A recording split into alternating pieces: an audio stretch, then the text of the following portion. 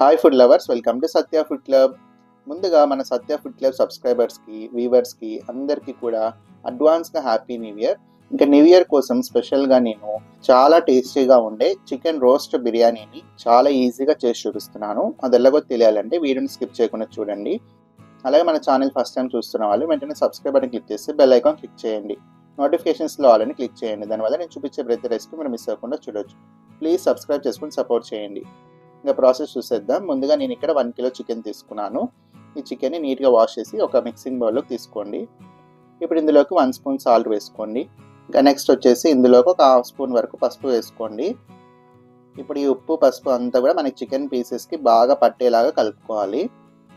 అప్పుడే మనకి చికెన్ అనేది తింటున్నప్పుడు చప్పగా లేకుండా బాగుంటుంది. మూత క్లోజ్ చేసి ఒక 30 మినిట్స్ పక్కన పెట్టేసేయండి. ఇప్పుడు స్టవ్ పైన ఇలాంటి ఒక కడాయి పెట్టుకొని ఇందులో ఒక 3 టేబుల్ స్పూన్స్ వరకు ఆయిల్ వేసుకోండి. ఈ ఆయిల్ కాస్త హీట్ అయిన తర్వాత ఒక పెద్ద సైజు ఆనియన్ని ఇలా పొడుగా కట్ చేసి వేసుకోండి. ఈ ఆనియన్స్ కూడా కాస్త లైట్ గోల్డెన్ కలర్ వచ్చేంత వరకు ఫ్రై చేసుకోవాలి. అలాగే ఇందులో ఒక 2 నుంచి 3 బిర్యానీ ఆకులు కూడా వేసుకోండి. ఇప్పుడు ఇవి రెండు బాగా కలిపేసి మనకు ఆనియన్స్ లైట్ గోల్డెన్ కలర్ వచ్చేంత వరకు ఫ్రై చేసుకుంటే సరిపోతుంది. ఈ విధంగా ఈ కలర్ వచ్చినప్పుడు నెక్స్ట్ వచ్చేసి ఇందులోకి మెంతి కూర కూడా వేసుకోవాలి. ఒక చిన్న సైజు మెంతి కూర కట్ట వేసుకుంటే సరిపోతుంది. ఈ ఆనియన్స్ ఇంకా మెంతి కూర బాగా ఫ్రై అయిన తర్వాత ఇందులోకి ఒక 5 నుంచి 6 పచ్చిమిర్చిని ఇలా పొడుగా కట్ చేసి వేసుకోండి. ఇప్పుడు ఇవన్నీ బాగా ఫ్రై చేసి నెక్స్ట్ వచ్చేసి ఇందులోకి కొద్దిగా పుదీనా వేసుకోండి. ఒక మీడియం సైజు పుదీనా కట్టెలో నుంచి సగం వేసుకుంటున్నాను. ఇప్పుడు ఇవి కూడా బాగా ఫ్రై చేసుకోవాలి. నెక్స్ట్ వచ్చేసి ఇందులోకి ఒక 3 టేబుల్ స్పూన్స్ వరకు కొత్తిమీర అల్లం వెల్లుల్లి పేస్ట్ వేసుకోండి. అల్లం వెల్లుల్లి పేస్ట్ ఒక్కటే కాకుండా ఇలా కొత్తిమీర అల్లం వెల్లుల్లి పేస్ట్ వేస్తే బిర్యానీ అనేది చాలా టేస్టీగా ఉంటుంది. ఇది కాస్త పచ్చివాసన పోయేంత వరకు ఫ్రై చేసుకోండి. ఇప్పుడు నెక్స్ట్ వచ్చేసి ఇందులోకి మనం ముందుగా మ్యారినేట్ చేసుకున్నాం కదా చికెన్ అంతా వేసేసేయండి. ఇప్పుడు ఈ చికెన్ని ఈ మసాలాలో బాగా కలిపేసేయండి. మనకి ఈ మసాలా అంతా కూడా చికెన్కి బాగా పట్టే విధంగా కలుపుకోవాలి. చూడండి, ఈ విధంగా కలిపేసేసి ఇప్పుడు మూత క్లోజ్ చేసి ఒక 5 నిమిషాలు మీడియం ఫ్లేమ్లోనే ఉంచేసేయండి. మనకి చికెన్లో వాటర్ ఉంటుంది కదా, వాటర్ అంతా బయటకు వచ్చేస్తుంది. ఈ విధంగా ఈ వాటర్ అంతా బయటకు వచ్చిన తర్వాత మళ్ళీ ఒకసారి బాగా కలిపేసేసి ఇప్పుడు ఇందులోకి ఒక 3 స్పూన్స్ వరకు కారం వేసుకుంటున్నాను. కారం కాస్త తక్కువగా తినేవాళ్ళు ఉంటే 2 స్పూన్స్ అయినా వేసుకోవచ్చు. ఒక 2.5 స్పూన్స్ వేసుకున్నా సరిపోతుంది. అలాగే ఒక 2 స్పూన్స్ ధనియాల పొడి, ఒక 1/2 స్పూన్ వరకు సాల్ట్ వేసుకుంటున్నాను. అలాగే ఇందులోకి కొద్దిగా చికెన్ మసాలా, అలాగే కొద్దిగా గరం మసాలా కూడా వేసుకోండి. నేను ఇక్కడ సాల్ట్ అనేది మనం చికెన్ మ్యారినేట్ చేసినప్పుడు 1 స్పూన్ వేసాను కాబట్టి ఇప్పుడు ఒక 1/2 స్పూన్ వేసాను. అలాగే ఒక 2 మీడియం సైజ్ టొమాటోస్ని ఇలా చిన్నగా కట్ చేసి వేసుకోవాలి. టొమాటోస్ అనేవి మనం ఇప్పుడే వేయాలి, ఫస్ట్ వేయకూడదు.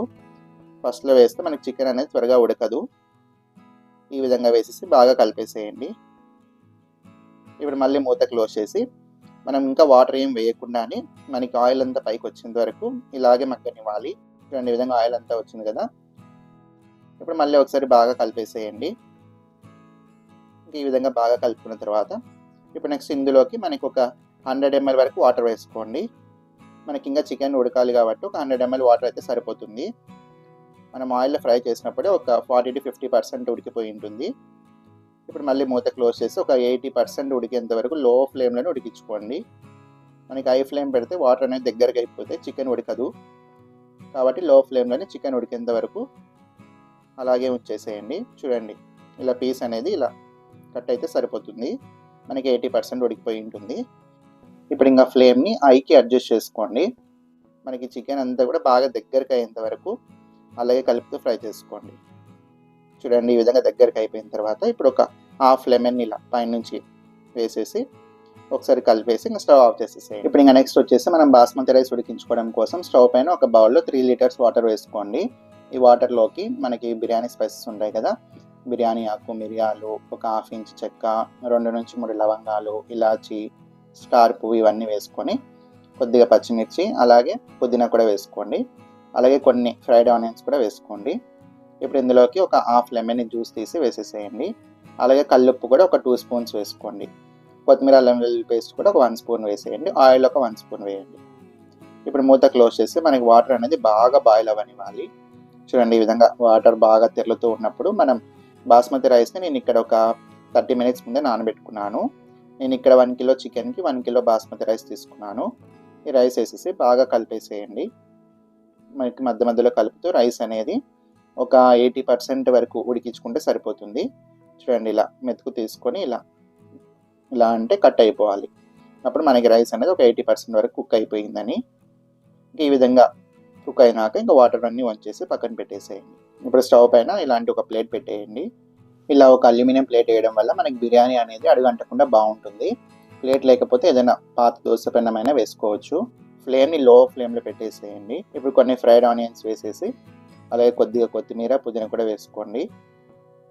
ఇప్పుడు మనం రైస్ కుక్ చేసుకున్నాం కదా 80% వరకు, ఆ రైస్ అంతా కూడా ఒక లేయర్ లాగా స్ప్రెడ్ చేసుకోండి. ఇలా వేసిన తర్వాత మళ్ళీ కొన్ని ఫ్రైడ్ ఆనియన్స్ అలాగే కొత్తిమీర పుదీనా వేసుకొని మళ్ళీ ఇంకొక లేయర్ కూడా రైస్ వేసేయండి. ఇదే పద్ధతిలో మనకి రైస్ అంతా కూడా వేసేసి పైన కొద్దిగా ఫ్రైడ్ ఆనియన్స్ కొత్తిమీర పుదీనా వేసేసేయండి. అలాగే కొద్దిగా నిమ్మరసం కూడా వేసుకుంటున్నాను. నేను ఇక్కడ ఒక నిమ్మకాయ తీసుకున్నాను. అలాగే కొద్దిగా చికెన్ మసాలా కూడా వేసేయండి. ఇప్పుడు ఇందులోకి మనం రైస్ ఉడికించుకున్నప్పుడు వాటర్ ఉంటుంది కదా, ఆ వాటర్ కూడా ఒక 100 ml వరకు వేసుకోండి. అప్పుడే మనకి బిర్యానీ అనేది అడుగంటకుండా పర్ఫెక్ట్గా దమ్ అవుతుంది. ఇంకా పైన నుంచి కొద్దిగా రెడ్ కలర్ అలాగే ఎల్లో కలర్ కూడా వేసేసి ఇప్పుడు మూత క్లోజ్ చేసి మనకి మీడియం ఫ్లేమ్లోనే ఒక 5 నిమిషాలు ఉంచేసి తర్వాత ఒక లో ఫ్లేమ్లో 15 నిమిషాలు ఉంచండి. మళ్ళీ స్టవ్ ఆఫ్ చేసేసి ఒక 10 నిమిషాలు అలాగే వదిలేయండి. ఇప్పుడు తర్వాత మూత ఓపెన్ చేసి ఇలా సైడ్ నుంచి ఇలా కలుపుకోండి. చూడండి రైస్ అయితే పర్ఫెక్ట్గా కుక్ అయిపోయింది కదా, చాలా బాగా ఉడికిపోయింది. మన కింద కూడా అడిగి ఏమంటకుండా బాగా వస్తుంది అనమాట ఇలా వాటర్ వేయడం వల్ల. ఇప్పుడు ఇంకొక ప్లేట్లోకి సర్వ్ చేసేయండి. అంతే, చాలా టేస్టీగా ఉండే చికెన్ రోస్ట్ బిర్యానీ రెడీ. చూసారు కదా, చాలా సింపుల్గానే అయిపోయింది కదా. కాబట్టి మీరు కూడా తప్పకుండా ఈ ప్రాసెస్లో ఒకసారి ట్రై చేయండి, మీకు తప్పకుండా నచ్చుతుంది. ఒక్కసారి ఈ విధంగా ట్రై చేస్తే ఇంకా రెస్టారెంట్లో నుంచి బిర్యానీ ఎప్పుడు తెచ్చుకోరు. కాబట్టి తప్పకుండా నేను చూపించిన ప్రాసెస్ని ఫాలో అయ్యి ఈ న్యూ ఇయర్కి మీ ఇంట్లోనే ఈ చికెన్ రోస్ట్ బిర్యానీని చేసేయండి. చూడండి మనకి చికెన్ పీస్ కూడా ఎంత సాఫ్ట్గా కుక్ అయిపోయిందో కదా, మనకి మసాలా అంతా కూడా పర్ఫెక్ట్గా సరిపోయింది. చికెన్ పీసెస్ కూడా చాలా బాగా ఉడికిపోయాయి. ఇంకా ఆనియన్ రైస్తో టేస్ట్ చేస్తే టేస్ట్ ఇంకా బాగుంటుంది. మీరు కావాలంటే షేర్వా కూడా ప్రిపేర్ చేసుకోవచ్చు. చూడండి అసలు ఎంత బాగా ఉడికిపోయిందో కదా. రైస్ కూడా చాలా పర్ఫెక్ట్గా పొడి పొడిగా చాలా బాగా వచ్చింది. టేస్ట్ అయితే సూపర్ ఉందండి. కాబట్టి మీరు కూడా తప్పకుండా ట్రై చేసి ఎలా వచ్చిందో కామెంట్ చేయండి. మీకు ఈ వీడియో నచ్చినట్టయితే లైక్ చేయండి. ఇలాంటివన్నీ టేస్టీ రెసిపీస్ కోసం పక్కన ఉన్న సబ్స్క్రైబ్ బటన్ క్లిక్ చేసి బెల్ ఐకాన్ క్లిక్ చేయండి. నోటిఫికేషన్స్లో ఆల్ని క్లిక్ చేయండి. దానివల్ల నేను చూపించే ప్రతి రెసిపీ మీరు మిస్ అవ్వకుండా చూడవచ్చు. ప్లీజ్ చూస్తున్న ప్రతి ఒక్కరు సబ్స్క్రైబ్ చేసుకొని సపోర్ట్ చేయండి. అలాగే మీకు ఇంకా ఏ రెసిపీస్ కావాలో కూడా తప్పకుండా కామెంట్ చేయండి. అలాగే ఈ వీడియోని మీ ఫ్రెండ్స్ అండ్ రిలేటివ్స్కి కూడా షేర్ చేయండి. Thanks for watching.